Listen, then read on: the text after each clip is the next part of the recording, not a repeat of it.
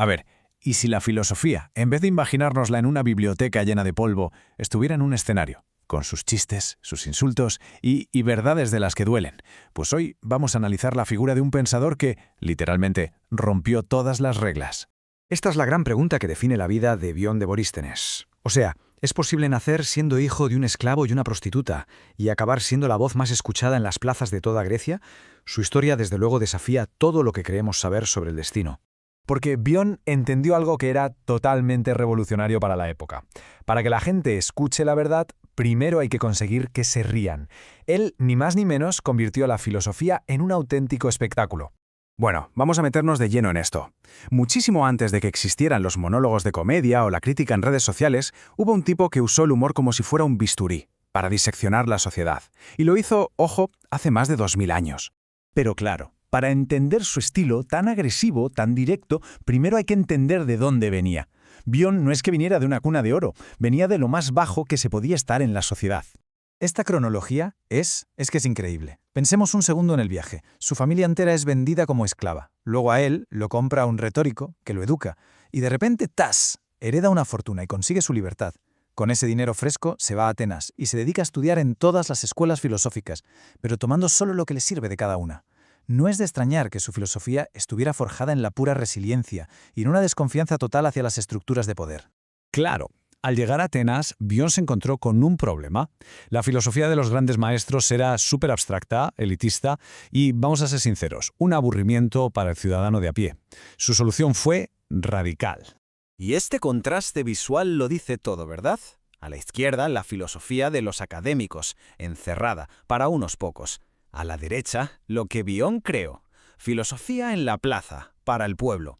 Él hablaba del dinero, del sexo, de la muerte, vaya, de los temas que de verdad importaban, y lo hacía de una forma que cualquiera podía entender.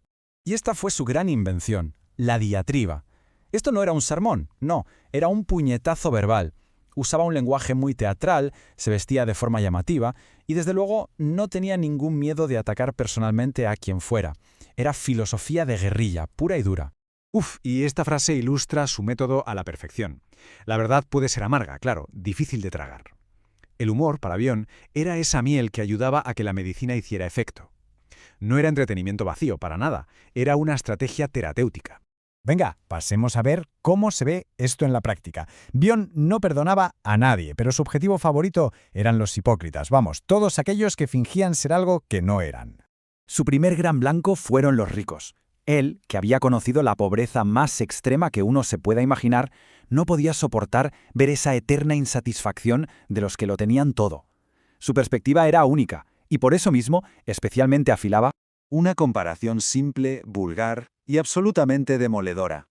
Es que en una sola frase desmonta toda la fachada de poder y sofisticación de la élite y deja al descubierto su vacío existencial. Brutal.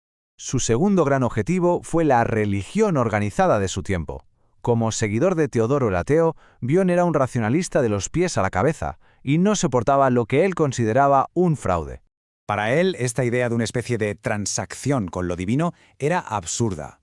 Veía la superstición como una forma de cobardía, una manera de evitar enfrentarse a la realidad y, sobre todo, a la responsabilidad personal.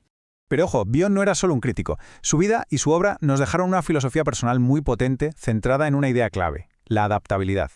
Muchas veces se le compara con Diógenes, el cínico más famoso. Pero mientras que Diógenes era súper inflexible en su rechazo a la sociedad, Bion era un camaleón. Se hizo amigo de reyes, disfrutó del lujo y argumentaba que el sabio sabe usar cualquier escenario sin convertirse en esclavo de él. Y aquí se resume todo, en esta metáfora potentísima del teatro. Para Bion, la clave no es rechazar el mundo, sino participar en él con maestría, como un actor que puede interpretar cualquier papel, sea de mendigo o de rey, sin llegar a confundir nunca el personaje con su verdadera identidad. Es que el pensamiento de Bion sigue increíblemente vigente hoy en día.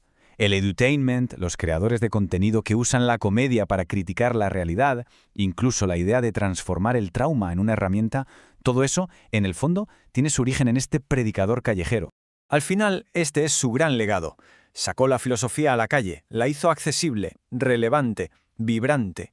Demostró que las ideas más profundas no son de unos pocos, sino que deben ser para todos. Y al final, Bion nos deja con esta pregunta, una reflexión que resuena con la misma fuerza hoy que en las plazas de la antigua Grecia. Es una invitación a que nos preguntemos si somos los dueños de nuestro papel o si es el papel el que se ha adueñado de nosotros. A ver.